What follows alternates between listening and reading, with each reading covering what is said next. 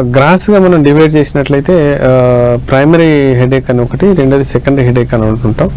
Primary హెడేక్లో దాదాపుగా 90% వచ్చే కేసులన్నీ ప్రైమరీ హెడేక్ కిందనే ఉంటాయండి.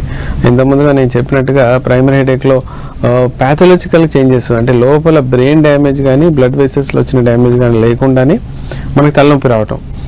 ఒకసారి తలనొప్పి వచ్చింది అంటే అది ఒక 30 hours కానీ 3 hours అంటే మినిమం ఒక 15 minutes నుంచి మొదలుకొని దాదాపు 3 hours వరకు ఉండటం, లేదా 72 hours వరకు కూడా ఉంటాయి.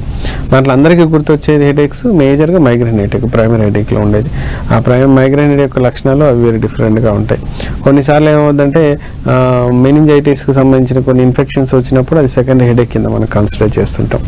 రెండోది ట్రైజిమినల్ న్యూరాలజీ అంటాం. ఆ ట్రైజిమినల్ న్యూరాలజికల్ హెడేక్ అంటే మామూలుగా వెనుక నుంచి ముందుకు రావటం, ఈ దవడ భాగం నుంచి ముత్తుగా ట్రాన్స్ఫర్ అవుతున్నట్టుగా తలనొప్పి ఉండటం అదొకటి. కొన్నిసార్లు సర్వైకల్ హెడేక్స్ అని ఉంటాం, అంటే మెడ నొప్పి కండరాల దగ్గర నుంచి మళ్ళీ తలనొప్పి రావటం. స్ట్రెస్ హెడేక్ ఉంటుంది, ఎప్పుడైతే బాగా టెన్షన్స్ అవి పట్టుకున్నప్పుడు ముందు భాగంలో ఎక్కువగా తలనొప్పి రావటం లాంటిది ఉంటుంది. కొన్నిసార్లు ఏమవుతుందంటే మనకి పార్శ్వపు తలనొప్పి లాగా అంటుంటాం, అంటే కంటి చుట్టూ తలనొప్పి రావటం, ఆ తర్వాత అది వెనక్కి వెళ్ళటం లేకపోతే ముందుకు వెళ్ళటం లాంటివి జరగటం. క్లస్టర్ హెడేక్స్ అని కొన్ని ఉంటాయి, అవి చాలా హెవీగా ఉంటాయి. అంటే దాదాపుగా ఇది మైగ్రేన్ హెడేక్ పోలి ఉంటుంది. ఇందులో కూడా మనకి కన్ను చుట్టూ ఉండటం, ముక్కు దిబ్బడ పట్టేయటం, కళ్ళల్లో మంట రావటం, లేదా కళ్ళన్నీ రెడ్గా అయిపోవటం, నిద్ర పోవాలనుకున్న పోలేని పరిస్థితి కూడా అనిపిస్తూ ఉంటుంది. ఇలా చాలా రకాలుగా తలనొప్పులు మనకు ఉంటాయండి.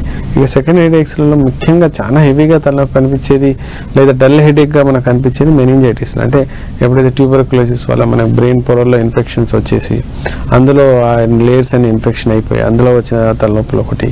రెండోది ట్యూమర్స్ ఏమైనా వచ్చినప్పుడు లోపల తలనొప్పులు ఎక్కడైనా ట్యూమర్ వచ్చి అది పెరుగుతూ ఉండి అది కంప్రెషన్ అవుతూ ఉంటాయి. అంటే నార్మల్గా బ్రెయిన్లో బ్రెయిన్ రిసెప్టర్స్ ఉండవు కదా, అయినా మనకు తలనొప్పి ఎందుకు వస్తుందంటే అక్కడక్కడ జంక్షన్స్ పాయింట్లలో మనకి పెయిన్ రిసెప్టర్స్ ఉంటాయి. అది ఎప్పుడైతే ఈ ట్యూమర్ అక్కడ వెళ్ళేసి దాన్ని ఒక డిస్టర్బ్ చేయడం లేదా ఎన్లార్జ్ చేసినప్పుడు దాని ఎఫెక్ట్ కనబడ్డప్పుడు ఆటోమేటిక్గా ఈ తలనొప్పులు అనేవి పెరుగుతూ ఉంటాయి. దానికి తోడు బ్లడ్ ఏదైనా లీక్ అవుతున్నప్పుడు లేదా ఇంటర్కినల్ బ్లీడింగ్ ఏదైనా అవుతున్నప్పుడు కూడా తలనొప్పి వచ్చే అవకాశాలు ఉంటాయి. ఈ తలనొప్పులు ఏంటంటే ఇంకా అది తగ్గే సమస్య ఉండదు. కంటిన్యూస్గా డల్ హేక్ తలనొప్పి ఉండటం, జ్వరం ఉండటం, ఇన్ఫెక్షన్స్ ఉన్నప్పుడు ఒళ్ళు నొప్పులుగా ఉండటం, ఇవన్నీ లక్షణాలు కూడా దీంతో అసోసియేట్ ఉంటాయి. కాబట్టి వచ్చిన తలనొప్పి ప్రతిసారి ట్యూమర్ ఉందనుకోవటమో లేకపోతే దానిపై ఇన్ఫెక్షన్ అయిపోయిందని మాత్రం అనుకోవద్దండి.